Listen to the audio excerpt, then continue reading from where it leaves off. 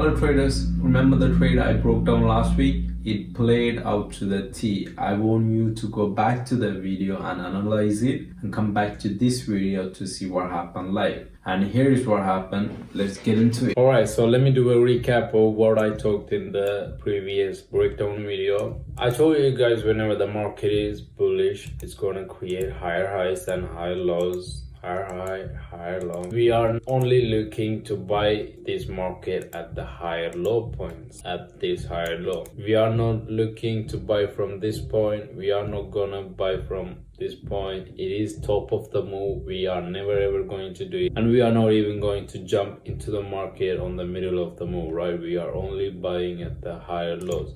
Since we're trading a bearish market, the market was creating a lower low, lower high, lower low, lower high, lower low, lower high. And where do we sell it from? It is from lower high point. Very easy. Lower high, market create lower low and lower high. We are not taking any position at lower lows or even middle of the moves, only at the lower highs, right? Whenever market is bearish, we don't want to look for buys at all. These are low probability trades. You can take these trades, but the chances of you losing it very high than winning it. You can see we are at the USD CAD pair where I broke down last week. It was creating this lower low and lower highs, created a lower low, and what's the next move is the potential lower high. But we are not selling a pair based off market structure. We need other confirmation, we need other technical aspects that cover as well. Right here we have an area of interest. And if you don't know what is an area of interest, go check out my last video where I talked about area of interest. It's simply an area where traders are expecting a reaction of it. So all the traders are going to sell it from there or buy it from here. And you can see we have an area of interest right here. So whenever the market is above this zone, we are buying from it. Whenever it's under, we are selling from it.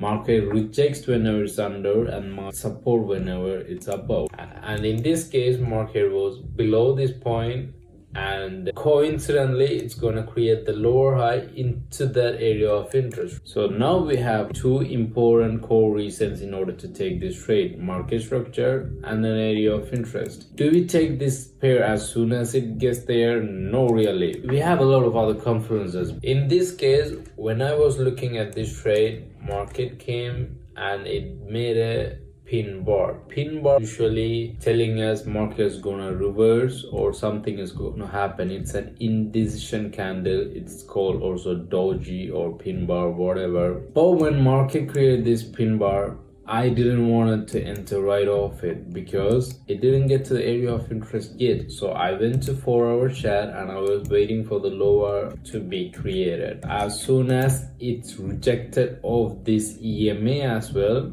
now we have another confluence. It rejects of the EMA.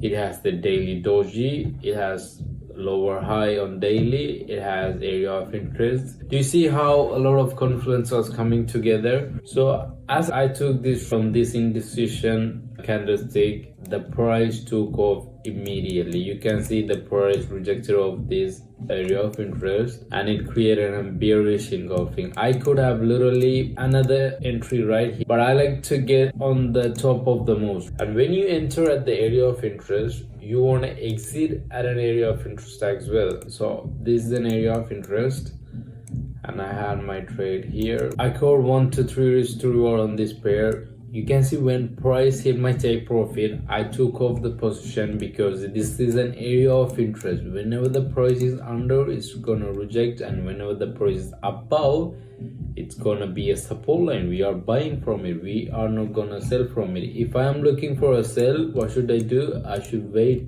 for the breakout and retest. So I exited my position here, and you can see how it just shoot up like right off the bat, right? It didn't even wait for it to consolidate or something, it just shoot up. That's why it's important for you to understand the areas of interest. I highly recommend you to go back and see my areas of interest video, and it will help you a lot. So that's where I took the trade and exited. It was pretty easy trade, like very basic.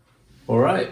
So comment below if you caught the trade with me, and if you didn't, don't worry, I got other pairs that are coming in for next week. I want you to comment if you want me to break down this pair as well. Otherwise, happy trading.